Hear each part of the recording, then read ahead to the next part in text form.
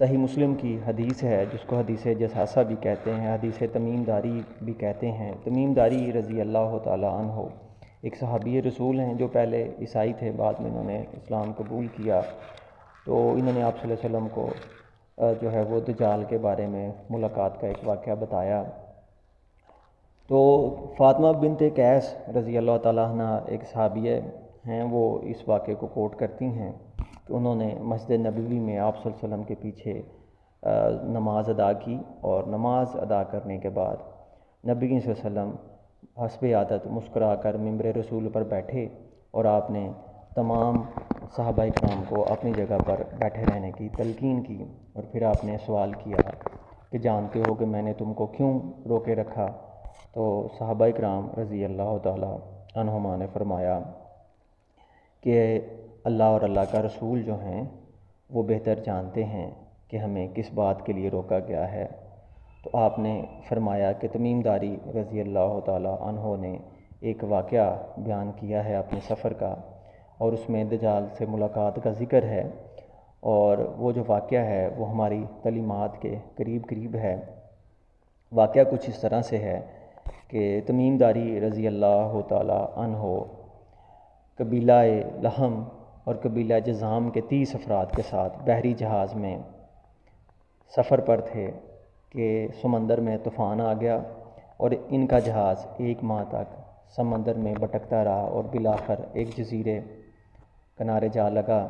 اس جزیرے پر ان کا سامنا ایک لمبے بالوں والی عورت سے ہوا، جس نے بتایا کہ وہ جساسہ ہے۔ جساسہ کا مطلب ہے مخبرہ، اور وہ دجال کو باہر کی دنیا کی خبریں جو ہے وہ پہنچاتی ہے، اور اس نے اشارے سے بتایا کہ دجال جو ہے وہ سامنے غار میں قید ہے۔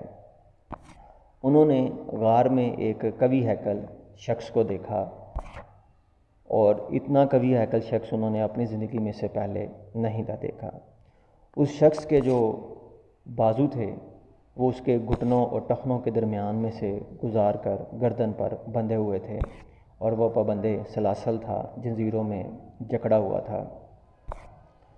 اس نے پوچھا کہ تم کہاں سے آئے ہو؟ تو انہوں نے بتایا کہ ہم جو ہیں وہ ملک عرب کے رہنے والے ہیں۔ تو اس نے سوال کیا کہ نخل بیسان کا کیا حال ہے؟ بیسان جو ہے یہ نخلستان ہے اسرائیل میں، اور نخلستان ہم کہتے ہیں صحرا میں جہاں پہ چشمہ ہو، جہاں پہ درخت ہوں۔ تو ان اشخاص نے بتایا کہ نخل بیسان جو ہے اس کے تمام درخت جو ہیں وہ پھل آور ہیں اور بڑا زیادہ پھل دے رہے ہیں۔ اس نے کہا کہ ان قریب جو نخلستان ہے وہ ویران ہو جائے گا، اس کے جو پھل آور درخت ہیں ان کا پھل ختم ہو جائے گا۔ پھر اس نے کہا کہ جزیرہ تبریہ کے بارے میں بتاؤ۔ انہوں نے کہا کہ جزیرہ تبریہ جو ہے، بحیرہ تبریہ جو ہے اس میں تو پانی ہے۔ بحیرہ تبریہ جو ہے یہ ڈیڈ سی کو کہتے ہیں، اور یہ بھی اسرائیل میں واقع ہے، اور لوگ اس پانی کو اپنی ضروریات کے لیے استعمال کرتے ہیں۔ تو اس نے کہا کہ ان قریب جو بحیرہ تبریہ ہے اس کا جو پانی ہے وہ بھی ختم ہو جائے گا۔ پھر اس نے کہا کہ امیوں کے نبی کے بارے میں بتاؤ، لوگوں نے ان کے ساتھ کیا کیا؟ تو انہوں نے بیان کیا کہ آپ صلی اللہ علیہ وسلم نے مکہ فتح کر لیا ہے، اور آپ کے لوگ آپ پر بیعت کر چکے ہیں۔ تو اس نے کہا کہ ان کا بیعت کرنا ہی بہتر تھا۔ پھر اس نے بتایا کہ میں دجال ہوں، اور قرب قیامت مجھے یہاں سے نکلنے کی اجازت ملے گی، اور پھر میں جلد ہی ساری دنیا کا دورہ کروں گا، اور دنیا کا کوئی ایسا کونا نہیں جہاں پر میں 40 دن کے عرصے میں نہ پہنچ سکوں، سوائے مکہ اور مدینہ کے۔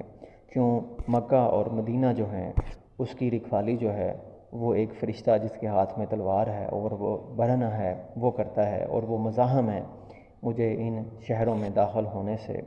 اتنا فرما کر آپ صلی اللہ علیہ وسلم نے اپنا آہستہ مبارک ممبر رسول پر 3 دفعہ مارا اور فرمایا یہی طیبہ ہے، یہی طیبہ ہے، یہی طیبہ ہے۔